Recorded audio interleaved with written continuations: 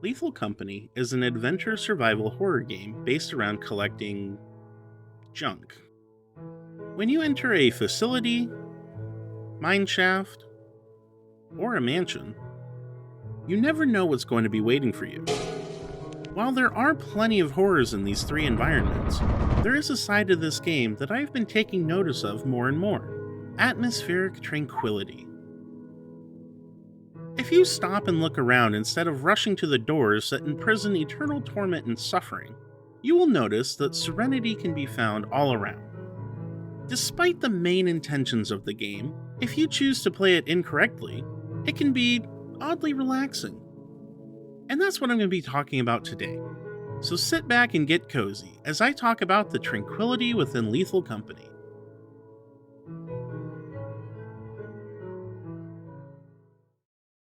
While I am going to be primarily focusing on the pleasant side of things, it would be improper for me not to acknowledge that there is still plenty of dangers to be found outside of the facilities.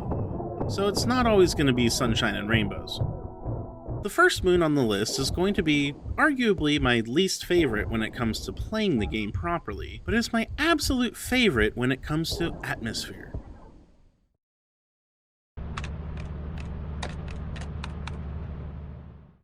When you land on Adamance and go directly behind the ship, there's a calm body of water. This lake looks like the perfect place to go for a swim.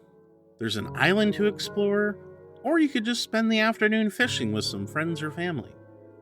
I can just imagine the lovely sunsets reflecting off of the shimmering water. On the other side of the ship is a steep valley full of life.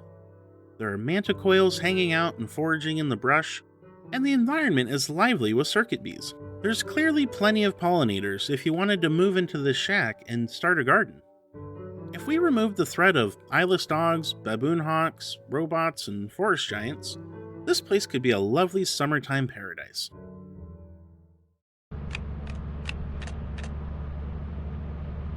Keeping in line with the water theme, March would be another fun forest to traverse through.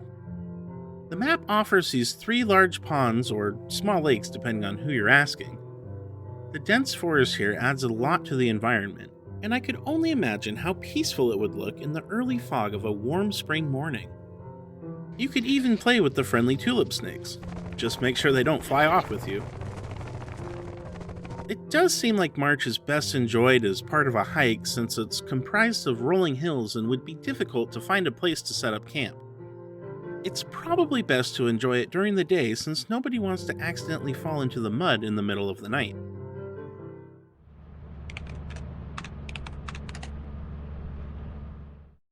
While visiting the company doesn't seem like it would be relaxing, especially since it's a rude reminder that you are in fact at work during all of this, I do enjoy sneaking down below deck to admire the ocean from this platform. I've always been a fan of the ocean, and I find it quite calming to just watch the water ebb and flow. There's also some fun to be had for any parkour enthusiasts that want to explore the various pipes and beams that support the company. Oh, what's that over there? Wait, what is it?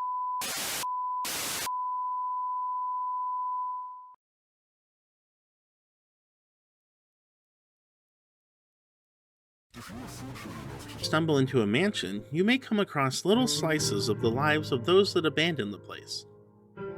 I really like the kitchens that can be found. The kitchens always seem to be the most lived-in rooms in the entire house. I love it when there's just one entrance into a kitchen.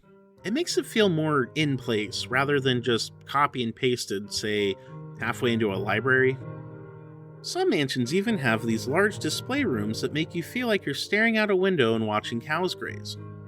If you're able to put on your blinders and ignore the fact that they are obviously some kind of TV screen or monitor, these rooms would make a perfect place to just enjoy the view and maybe read a book and have some nice tea.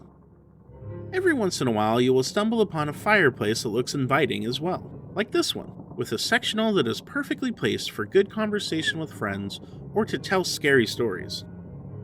I really like this one as well, that alludes to somebody enjoying a good book while staying warm in the dead of winter.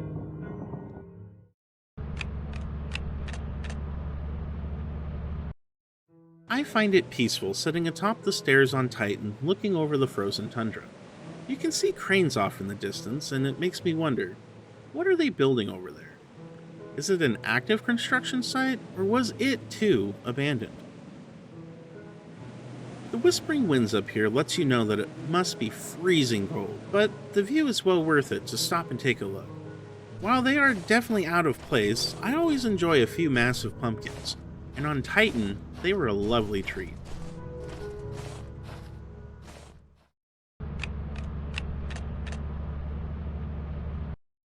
While playing with the FreeCam mod, I discovered that if you turn up the brightness, you can see that the ship is actually in orbit around the moons that you choose to visit. They are even accurate in accordance with the terrain associated with the moon. Rend, Titan, and Dine are all frozen wastes. March, Vow, and Adamance all have lush green moons with plenty of water. Experimentation, Offense, and Assurance look more arid and deserty. Artifice is an outlier. Despite it being a desert, the ship appears to be around an ice moon. I think that adding a window to the ship and letting players see these celestial bodies would be a nice treat, and something pretty to look at while waiting for employees to finish going to the bathroom or grabbing a snack.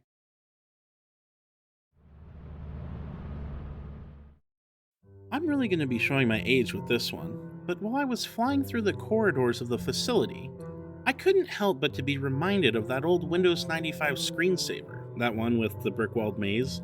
I remember always wanting to actually play that as if it was a real game. While the main objective of the game is a lot of fun, I highly recommend starting an offline session and taking a little time to stop and smell the roses. Indulge in some of the beauty that these moons have to offer. Look for a cozy corner of a mansion to ponder what the lives of the people that inhabited these locations were like before whatever it is that happened here. I haven't done a deep dive into the lore of the game yet, so I'm sure that some of those questions have been answered properly. But theory crafting can also be a lot of fun and add a little more depth to your gameplay experience. I caught this clip while playing around in FreeCam mode, and it made me think, what if these monsters are just going about their day as if they are working here? Maybe the employees are the bad guys here. Who's to say? Regardless of how you want to play the game, I just hope that you have fun. And if you're lucky, you'll end up in a lobby with me, and we can do our part to make the company stronger. If you made it this far, then leave a comment below telling us what your favorite moon is and why. If you enjoyed this video, hit the subscribe button and share the video with your friends. It's free and will help us out a lot. The next video won't be centered on Lethal Company, so keep that in mind. But I plan to talk more about the media that I like and why you should check it out. So, if you want to stand by for more of that, then you know what to do. Thank you, and I'll see you next time. Take care.